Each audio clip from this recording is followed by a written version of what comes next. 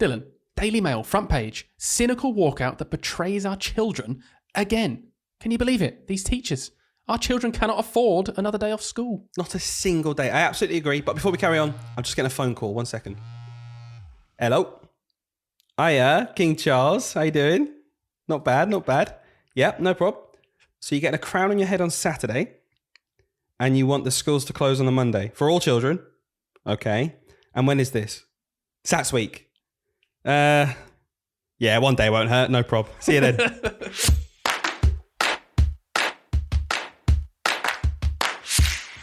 Hey everyone, welcome to the first episode of this brand new podcast, Teach, Sleep, Repeat. My name is Dylan. And my name's Hayden. And we are primary school teachers. And we thought, what better way to start our podcast with one of the most quietest weeks in recent history. Hayden, anything happening this week? Not really. Monday, pretty normal. Tuesday, yeah, and so on. Wednesday, we had a couple 100,000 teachers go on strike. Oh. Not a normal day. Pretty significant. So we've chosen this week to start off our podcast. For those of you who don't know, I'm sure you all do because it's been flooding the media. The NEU, which is one of the biggest education unions in the country, balloted their members over the last few months. Hayden and I are members of the NEU, and I don't think Hayden minds us saying that we voted yes to strike action. Mm-hmm. And after the turnout of over 50% and with 90% plus voting to strike, it came into effect on the 1st of February, which was a Wednesday. And not only were hundreds of thousands of teachers on strike, but there were hundreds of thousands of other workers. I think in total, Hayden, it went past 500,000 people on strike. So it's a really big thing that's happened. And we think, as two teachers and a lot of stuff in the press, as you could tell by our intro this week, not necessarily being very supportive, I think we just want to get our point across, don't we? Yeah, absolutely. And one of the biggest things for me, I'm just going to chuck this stat at you, was just seeing how many new members the NEU gained in the last couple of weeks, and that just speaks volumes to me. And I know they use that stat a lot in their kind of campaign as well. But I think it was around 40,000. 40,000. Yeah, I think by the end it was about 40,000. Because just to clarify, there are a couple of teaching unions. Not all of them met the threshold to strike. So I think people felt very passionately about their desire to strike. So for them to switch over in the interim period, it does just show that, this is a strongly supported strike in the profession for sure. Yeah. So what I wanted to do, Hayden, I've kind of come up with this little game, okay? Mm-hmm. Because what I didn't want to happen was we just jump on here and then we just end up getting into a heated argument where we both agree with each other and get annoyed. Where I win. So, as always. So what we've got here is quite a nice little, let's just say, role-playing activity. So I've put together some of the most popular anti-strike arguments. Right. And I can tell already, just by your face that I can see, you are already willing to fight against this. I'm ready. I'm raring. I can feel my palms getting sweaty. I'm sure that's a vivid image for the listeners. Yeah. So just full disclosure here, obviously there's loads of arguments online. We see it in the newspapers. But these particular arguments, I found them on a really, really interesting Instagram page called Emily Explains. It's been posted around lots. She's brilliant at making these infographics, so make sure you do try and just check that out. But she put together these slides of common arguments against the strike and how to kind of counteract them. Now, I know for a fact, Hayden, you haven't seen them, so you don't know these arguments in advance. So I'm going to see what you can tell me as a teacher who voted yes to strike action, where we actually stand, so that if anyone actually does have these arguments in their head and they don't necessarily agree with the strikes, where we're coming from, right? You better not make me embarrass myself here, Dylan. No way, no way. And I just want to say, there are a few arguments against the strike that we're not even going to contemplate, right? So anyone who says, you shouldn't be allowed to strike, we're not even going to go there. Yeah, okay, that's fair enough. So let's get started. Let's go straight in. And I'm going to put on a voice as well. Okay, this is the classic anti-strike, anti-teacher person. I'm going to get into the role. Ready? Can't wait to hear what you sound like. Okay, let's do this. After COVID, kids need to be in school, especially the vulnerable. Why did you sound like that? Oh, amazing. Right, sorry, start again. I'm listening. I need to take this seriously. Here we go. Okay, I'm going to do the voice still. After COVID, the kids need to be in school, especially the vulnerable ones. Oh, I tell you what, I'm annoyed you started with this one because that's probably like the biggest argument. The one that nearly made me go, oh, well, maybe we shouldn't. But my gut reaction to that, because someone said that to me in person, was, yeah, okay, well, they're also not at school at the weekends and all of the half terms and holidays and other bank holidays, including the bank holiday that was thrown at us randomly this year for King Charles as well. So I just don't think it really holds up personally as a reason not to strike, as if it's like that counteracts everything else, like all of the reasons we do strike for. I don't think, although it's a good argument because obviously we care about these kids, and that's the idea of that argument, is like preying on us, on our sort of our weaknesses, I guess. Of course we care about these children, and it's hard to say, nah, don't want to look after those kids, you know. But I just think there's a bigger picture. Yeah, I absolutely agree. And from my point of view, the thing that really frustrates me is when someone plays the vulnerable children card, you know, or, you know, those children who have special educational needs. Because if we're going to get angry about the provision for these children because they miss school for one extra day, like you said, which is just one day of over 100 in the whole year when they're not in school, we should be getting 100 times as angry at the fact that any budget has been squeezed over the last decade. There's no money in place to support these children. The social care aspect has been absolutely drained, and these children are falling through the net anyway. So for someone to pick that up as a kind of point, I think they're actually missing the bigger picture. Can I tell you just something as well that I really don't like, is this like whole rhetoric around like every responsibility is on teachers. I don't like that. Like, obviously teachers are responsible for loads of things and we shouldn't say that they're not.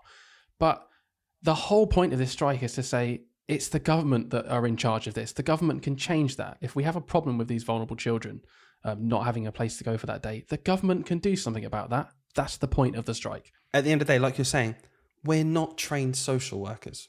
We want the absolute best for these children, and we have a specific skill set that we're very good at, and we take safeguarding extremely seriously. And if I had to say the number one most important part of my job that I take the most seriously is that children are in a safe environment. But it's a separate argument to striking or not. It really is. Yeah, it's not enough to say no striking. So good try, Dylan. Okay. So I'm going to get into role now as someone else from a different part of the country, because I'm sure not all people from London are against the strike. So an accent on I'm gonna find a new accent. Ready? Right. I hope you're ready for this. Mm-hmm. Well, teachers have been. Sorry. Why? I wasn't expecting that. Go on. It's a posh lady now from somewhere in the middle of the country. Because why wouldn't you have just gone straight to that? Yeah, go on. Teachers have been offered up to a 9% pay rise. They're just being greedy. Oh, gosh, that's my favourite. That's my favourite one. This is the easiest one to bat away. Look, it's simple. If inflation is, let's say, 10% to make it easy, and you don't get a 10% pay rise, you haven't had a pay rise at all. If anything, you've had a pay cut. If you get 10%, you still haven't had a pay rise. You're just getting the same pay as last year. It's just scaled up. Yeah, absolutely. And do you know what annoys me the most about this rhetoric? Because Gillian Keegan, the Education Secretary, has been on the television and has said this sentence out loud. And it's outrageous because it's a classic case of using data to support your argument in a really snide way. She went on and said, some teachers will be receiving a 15% pay rise. And they keep saying things along the lines of newly qualified teachers will be receiving a 9% pay rise. This is disingenuous because the vast majority of teachers are not newly qualified teachers and they will not be receiving anything close to a 9% pay rise. So to say that as the kind of answer to, well, you know, teachers are getting a pay rise, for most staff, it's nowhere near that. It's just lying, really. I was actually speaking to an ECT recently, and there was just a bit of confusion in like this idea of pay rise. It's actually a little bit annoying. Because they were saying, I'm getting a really good pay rise because I'm jumping from like band 1 to band 2. And obviously there'll be, you know, some sort of inflationary pay rise on that as well, which feels like a good pay rise. But I think we need to stop confusing this idea of moving through the bands within your job. That's a different kind of pay rise to the inflationary pay rise for people that are on the same band. Like that's a very different thing. And it should be even bigger. You know, you should have both. I think you've just absolutely hit the nail on the head there, because we have progression in pay in our jobs because we're more experienced and we have more ability to kind of deal with children gets better, and we're trusted more as we get more and more years behind us in the profession. So that progression is completely separate to inflation. You're absolutely right. So yeah, they're going to get a pay rise, absolutely, but that's not just the way they show data. It's just so disingenuous. So yeah, I think I agree. That argument, when I saw that, I thought Hayden will have a field day here, because that's not how inflation works. Yeah, unlike the Tories, though, isn't it? To sort of conflate data, kind of use the big, pick out the best bits to push their agenda. That's just strange. Don't normally see that. It really annoys me, because just on a side note, they said in Prime Minister's Questions, Rishi Sunak was saying it's the largest increase in pay for 30 years. And I was just saying, cool. Should we put that in the context of the last 12? Yeah, it's like, oh, it's also the largest rise in inflation, so it's kind of irrelevant. Yeah, it's like, if you were to take inflation as a percentage and take away the percentage rise, it's actually the biggest dip we've ever seen. So nice one, thank you. Oh, man. Just a classic case of using data to back up your argument and being disingenuous. It's just snide, it's sneaky, and it's what they're really, really good at. And it works for them. That's the problem. It does. And, as you can see from these arguments. So let's go on to number 3. Ready? Yep. Where do you want this person to be from? Well, you kind of shot me with the sort of the posh woman. Someone up north, go back to your roots. Yeah, true. I mean, just for anyone listening, I am a northerner at heart. I might not sound like it. Yes, okay, the odd word that comes out as northern. Go on. It's one instead of one. Rant. One. Rant. Hello, I'm just going to have a rant. That's like super, super posh. It's like I know. overcompensate. I don't know why. Every time you say it, I can't take you seriously. Go on. Right. Let's have a rant. So the next one. Okay, you're gonna like this one. Up north. 13 weeks off each year. A good pension. I can't believe it. Oh man, 2 things. Ready? I'm going to summarize this real quick. Holidays aren't paid. We just have our pay spread across the year. They're not paid, so please stop using that. I'm going to make 3 points. I lied. Second point is if you take all the hours a teacher works in the year, it's still more hours than most people work in a year. It's just we have 13 weeks holiday. Those hours are just more condensed. And my third point, pensions, they have been massively, what's the word I'm looking for? Not scrapped, but made much worse over the last 12 years. Pensions used to be way better. They're still good pensions, don't get me wrong, but they were better. Yeah, it used to be, I believe it was final salary, right? Yeah, that's the one. You would work your way up the scale, and then wherever you want final salary, that would be your pension. And just a quick note here, and I agree with what you're saying, because now it's an average salary. The way it works is 1/57th of whatever you earn in a year, that goes on to your pension, basically. So every time, for example, if you're on £30,000, I think it's something like over that year, you earned £500 a year for your pension. And the next year, if you're on £32,000, you might earn an extra £550 for your pension every year. So if you retired then, your pension would be whatever that would be, £1,050 every year. So you're getting an average. It's not final salary anymore. So if you'll get somewhere in the middle. So there was a lot of backlash against that. But also, it's kind of, there's 2 points I want to make here. Number one is, just because some things in the job are good or above average, it doesn't mean that you then just ignore the bits that are really detrimental to you providing the care that you need, especially in something as important as looking after children. It's a really important job. And we're not trying to say other jobs are less important or more important, but if there's a problem with it, someone pointing out something that's okay in the system, it doesn't really cut it as an argument. And the other thing I wanted to say was, and maybe you can answer me this, Hayden, if the 13 weeks off each year and the pension's so amazing, why aren't there more teachers? Yeah, not even just that. It's like the teacher rate is dropping and dropping, struggling to recruit new teachers. So yeah, if it's so desirable, as people like to point out with these amazing weeks, where are the teachers then? Absolutely. I think it was 40% below the target for newly qualified teachers. God, something along those lines. Yeah. That's do you know what's crazy? What's bad about that as well, if you think about it, the government are having a real push at the minute to say starting salaries, they're going up by 10%. You're going to start on 30 grand soon. That was a big 2019 manifesto pledge for the Tories. It's not come in yet because of COVID, etc. But, they're really, really trying to get people through the door and it's not working. And you need to compound that with how many teachers leave the profession within 3 or 5 years. It's just crazy. Actually saw someone on Facebook really recently, genuinely just quoting that exact thing. They were like, I was promised this salary and it's just not true. They were really annoyed and probably quit immediately. I don't know what happened, but it did make me laugh. Yeah, retention's a big issue. 1/5 of teachers quit in the first 3 years. 1/3 of teachers quit in the first 5 years. Can you just imagine how much money out of their own pocket they spent to train to be a teacher in university. £9,000 a year. They do it for less than 5 years and say, nope, not worth it. They take that debt on, and it's such a dire situation that they don't even bother carrying on with the profession. Yep. It's mad. Crazy. And people will ignore that point because it doesn't fit their agenda. So moving swiftly on, Dylan. Moving swiftly on, I've got a few more. So let's go for this one. If you don't like it that much, mate, we're back to London, by the way. This guy has a fair few arguments. If you don't like it that much, pal, why don't you get another job? I actually had this argument made to me recently. I'm not going to say who, but it was genuine. For someone in my family made this argument to me. I was so enraged. And my response was, I tried not to get too involved, but my response was simply, cool. Well, if we all take that advice, good luck having any teachers or nurses, because it was kind of about like the whole, public sector. What a stupid argument.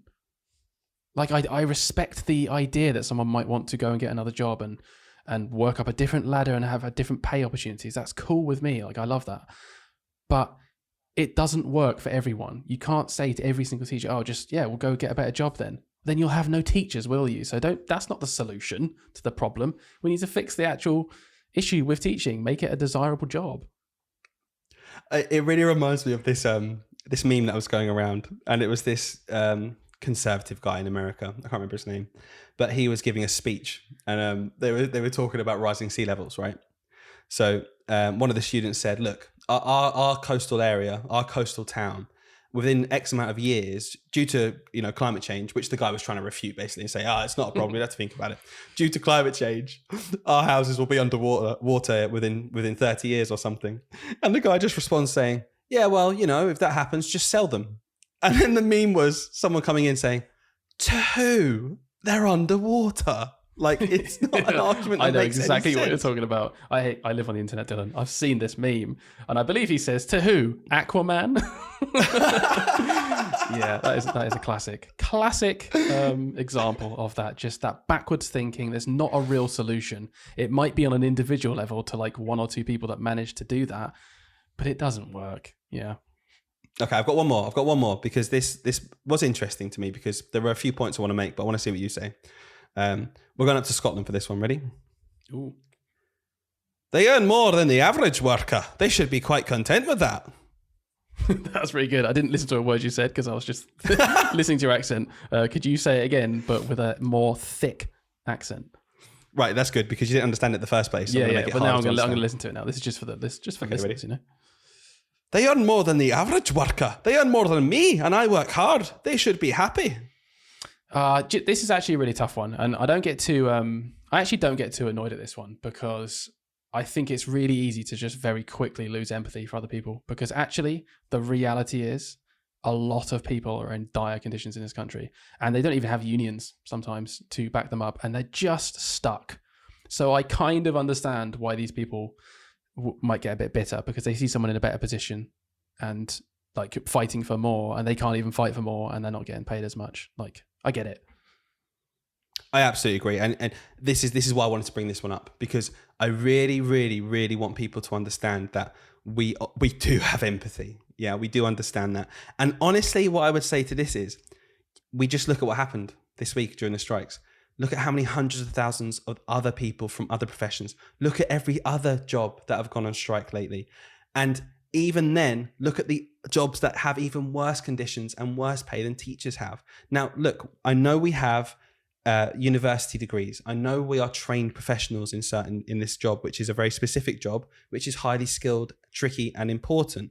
But you cannot look down on someone and say their job is any less important. Look at COVID with the key workers. Who were the people that kept the country running, right? Yeah, the teachers provided some care for the key workers, but who were the key workers? Who picked up all of the bins every single week still, when there was no protection before any vaccines or anything like that? We're not buying food in shops, are we, without people still working there? I agree. So I was speaking to some people who work in retail near me recently. I've got quite a few friends that work in retail. And they were actually saying, although they don't really have that kind of union support, and yeah, they're not being paid as much in that profession. Generally, when these strikes happen and when pay does actually change, it does lift up the private sector as well. because obviously the private sector is very competitive. So if they have terrible, terrible pay compared to other places, people are going to leave. So pay does generally increase in these places. Like when teachers strike, or when the unions strike from any public sector, it's not just them that will benefit from any positive changes. It does kind of spread out to the other sectors as well. And I think that's really important for people to understand. Yeah, it's not isolationist, right? It's not just... And what it can turn into is a race to the bottom. And it can be about us fighting each other, right? Do you think the Amazon worker and we have more in common as teachers to an Amazon worker than we do as teachers to the big cats in the city, to the ultra rich? We are much closer to these people. We are essentially working class. It's no longer really a middle class job. Teachers can't afford a house if they're just starting out. You need to have dual income. You need to have support from parents. It's no longer traditionally middle class even. We've just got a certain education level, a certain level of qualification. I'm a bit of a Facebook warrior, right? A bit of a keyboard warrior. You know this. I noticed that. I love to get into heated debates online because I just grew up in that generation. But anyway, right? I was talking to someone recently who was like really cool. They were really supportive of the teacher strikes, and their kind of reasoning was, if we make the profession more desirable, then we will attract skilled people who will uplift the education system. A really good quality argument for why we need better rights. Anyway, in the same breath, this person then completely just slaughtered like the rail strikes and train drivers and things like this, saying it is disgusting that these people, like almost like not even calling them people, were striking. How dare they, when they make so much money, strike for rights, all these basic things called rights. And I think that is exactly what you were saying about it's a race to the bottom. Like, just because they earn a bit more, that is irrelevant now. They're now scum because actually they don't earn as little as me, so I'm allowed to strike because I need more. Absolutely. And that's case in point with the RMT, right? The majority of people they're striking for are even still the low paid workers, the cleaners, the people who work at the stations. The drivers were a part of it, and they're entitled to strike and get an inflationary pay rise if they want to maintain their lifestyle, because that's what pay they get. It's irrelevant. But that's just classic right-wing media using that, latching onto it. Oh, train drivers earn this. The only reason they're reporting that is to undermine them. And it's the same when they say teachers earn on average £42,000 a year. The main pay scale of teaching, if you're just a classroom teacher, goes to £38,000. How can you sit there and say the average pay for a teacher is £42,000? You are fudging the numbers again. I'm sure there's some maths where you can justify it somehow, but it is not an accurate representation, and they're doing it politically motivated. Well, is that what you got? You got any more for me? I can take it. No, yeah, that'll do for now. Well played. I liked that. That was a nice discussion. There was one other thing I wanted just to chat about quickly, and it's something I've noticed. We're part of Facebook groups full of teachers. We're quite active in them sometimes, and we see arguments and back and forth. And there was an element of toxicity, I must say, at some points between those who were striking and those who weren't. And just the idea of teacher versus teacher at each other's throats, different ideologies, different reasons for doing stuff. And I just wanted to get your take on that kind of friction and where you stand on that. Do you, as a striker, we both strike, do you feel at all that way towards some people who have chosen not to strike, for example? Do you know what? It's hard not to. And I feel like a bit of a child when I do this, because we try not to generalize, but I do feel maybe a little bit bitter. Perhaps I just don't understand some reasons, but like I feel like I haven't yet heard a really strong reason not to strike that can't be kind of quite quickly and easily like retaliated. Do you know what I mean? Okay, I absolutely get what you mean, and maybe I can throw a couple at you and just see what you think. Okay, so really big one at the minute. It's the literal reason we're striking. It's called pay up, because we want an inflationary pay rise. Just they can't afford to take the hit on their pay. Yeah, like when I first heard that, I was like, yeah, that's a really valid point, actually. It sucks because the whole point is, maybe if we had better pay conditions, you would be able to take a day.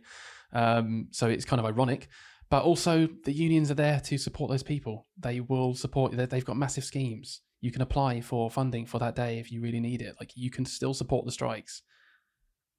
I think from my point of view, I agree.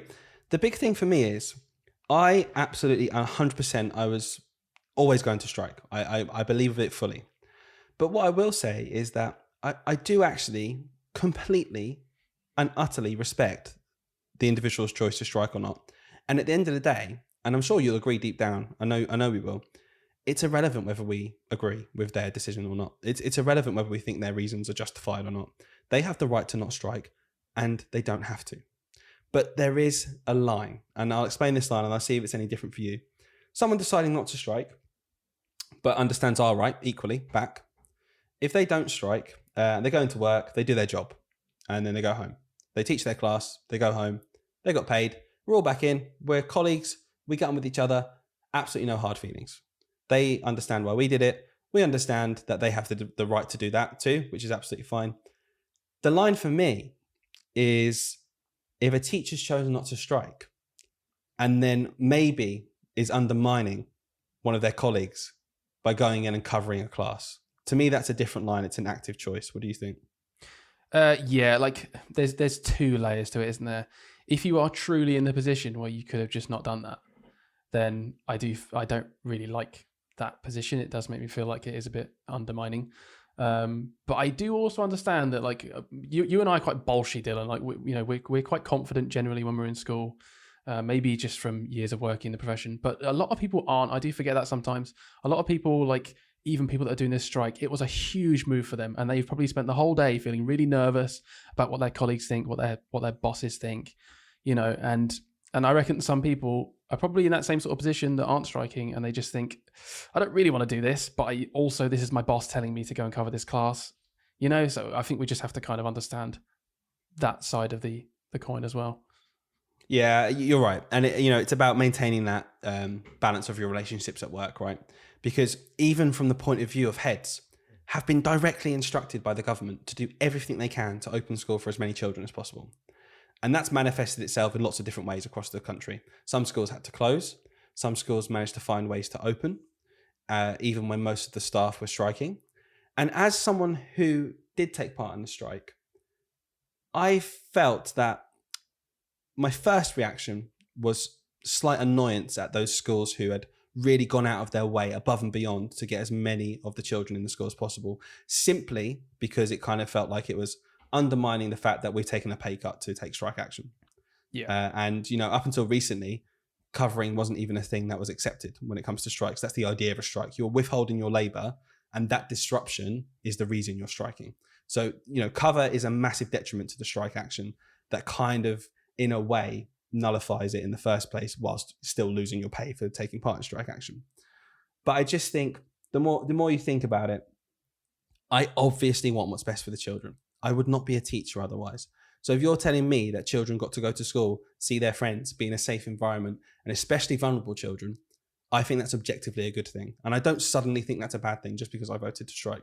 So there's that two parts in your head. And I think being able to compartmentalize those two things and understand that both of them can be valid and the same person can hold both views, I think that really helped me to actually just say, I'm striking, I'm doing it for this reason. And it didn't really affect me then, what happened from then on. Yeah, I think so. I wonder if King Charles will ring in and give us that day back, completely negate it. How about on that day, we get the choice to go into school or not? Like, no, I will go in for the children. For the children's sake, we were going to go in. Yeah. No, the teachers are important, but obviously that is, so we can't argue. Yeah, absolutely. Can't miss a single day of school unless a man's getting a golden crown on his head. So this might be a little bit challenging, Dylan, but I'm hoping you can rise to this. In sort of summary, what would be your key takeaway? Like, what would be your key point that you'd like the listeners to sort of consider or think about now about everything we've discussed, the strikes? I'll probably say one or two things in this, but I'll try and be succinct and put it into a sentence. For me, these strikes are about the longevity of our profession and the fact we really care about these kids. We cannot keep going. What's been happening for the last 12 years to our budgets is unreal. And yes, we're asking for a pay rise. And yes, it's a high amount that the unions have gone in for, but that's supposed to be the start of a negotiation, which the government just don't seem bothered to do. They've got their decision, they're just going with it. But from our point of view, why have we gone on strike? It is to help the children in the long term. No one is a teacher for the fun of it. We were going to carry on working long hours. We're going to carry on putting our heart and soul into the job to give the children the best chance possible. But it can't happen unless we are funded properly. And the biggest part of this strike action for me, the thing that really, really pushed me over the edge, was that it's all about it being funded. If teachers get a pay rise that's in line with inflation, but it has to come from the school's existing budget, that is not good enough. We are not just endlessly greedy looking for more money ourselves. No teacher would accept that because provision for children would go down. It would dip. We need more money in our schools so that we can deliver quality education, care, and support for every single child. And attract the best educators, I think would be the only thing I'd add to that. That is, there is so much more to my pocket and your pocket in a pay rise. So pay up, government. It's not just for me. It's for the kids. It's for the whole educational community. It's what needs to be done. So as far as first podcasts go, Hayden, pretty heavy one. Would you agree?